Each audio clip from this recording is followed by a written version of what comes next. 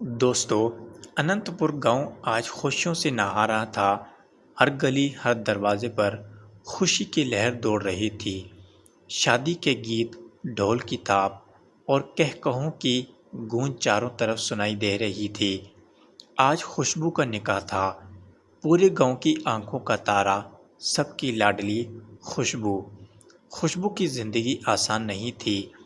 اس نے بچپن ہی سے غم اور محرومی کا سامنا کیا تھا۔ اس کے والد کو پرانی عادت تھی، شراب کی لت۔ شادی کے بعد بھی یہ عادت نہ چھوٹی۔ خوشبو کی ماں فرزانہ کئی سالوں تک اس امید میں جیتی رہی کہ شاید اولاد کی آمد شوہر کے مزاج میں تبدیلی لے آئے۔ پھر اللہ نے ایک پیاری سی بیٹی عطا کی، جس کی مہک نے گھر میں خوشیوں کا بہار بھر دیا۔ اسی لیے اس کا نام رکھا گیا خوشبو۔ لیکن حالات نہیں بدلے۔ 5 سال بعد ایک بیٹے کی پیدائش ہوئی، جس کا نام خوشبو نے خود بڑے پیار سے رکھا، ریحان۔ مگر گھر کی فضا میں شراب اور جھگڑوں کا دھواں چھایا رہا۔ آخر کار زیادہ شراب پینے سے خوشبو کے والد کی صحت بگڑ گئی اور پھر ایک دن وہ دنیا سے رخصت ہو گئے۔ اب گھر کی ساری ذمہ داری فرزانہ کے کندھوں پر تھی۔ بڑھاپے اور کمزور جسم کے ساتھ وہ دوسروں کے گھروں میں جھاڑو پوچھا کرتی، مگر جو کما لاتی اس کا آدھا علاج پر خرچ ہو جاتا۔ پھر خوشبو نے خود کمائی کا بوجھ سنبھالا، پاس کے کارخانے میں بیگ بنانے کا کام شروع کیا، بھائی کو اسکول میں داخل کرایا اور گھر کے خرچ کا سہارا بنی۔ خوشبو نہ صرف محنتی تھی، بلکہ نرم دل، خوش مزاج اور سب کے دکھ درد میں شریک رہنے والی لڑکی تھی۔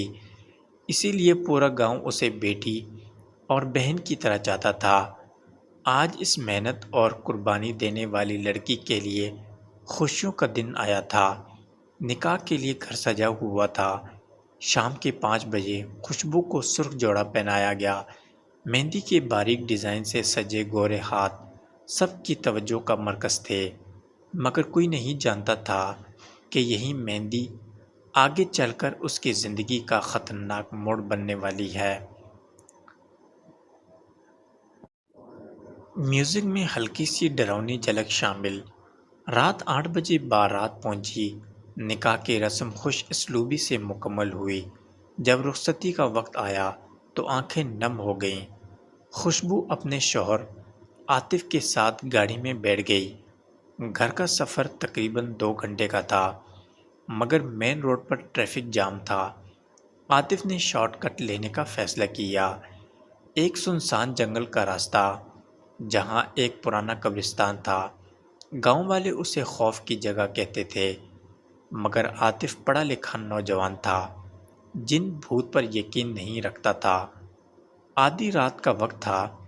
جنگل میں ہواؤں کی سرسراہٹ، درختوں کی ٹوٹنی ٹہنیاں اور دور سے سنائی دینے والی جانوروں کی آوازیں فضا کو خوفناک بنا رہی تھیں۔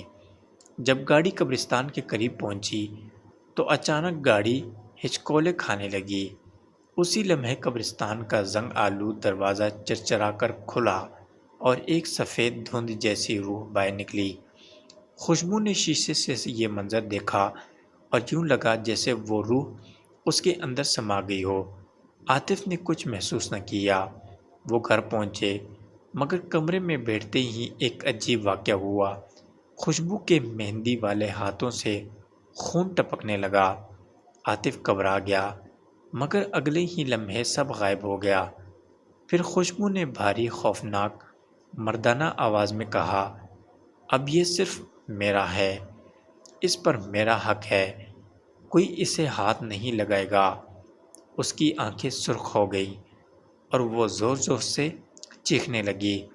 گھر والے دوڑ آئے، دعائیں پڑھیں، پانی پلایا اور وہ دوبارہ عام سی لڑکی بن گئی۔ مگر عاطف پوری رات ڈر کے مارے جاگتا رہا۔ اگلے دن وہ خوشبو کو اس کے میکے لے گیا۔ فرزانہ اور ریحان نے خوشی سے استقبال کیا۔ رات کے کھانے میں مرغ اور کھیر بنی، مگر کھانے کے دوران خوشبو کا رویہ عجیب ہو گیا۔ مرغ کو جلدی جلدی کھانے لگی، کھیر ہاتھ سے کھائی اور پھر اسی مردانہ آواز میں کہا، میں بہت بھوکا ہوں، مجھے سکون سے کھانے دو ورنہ انجام برا ہوگا۔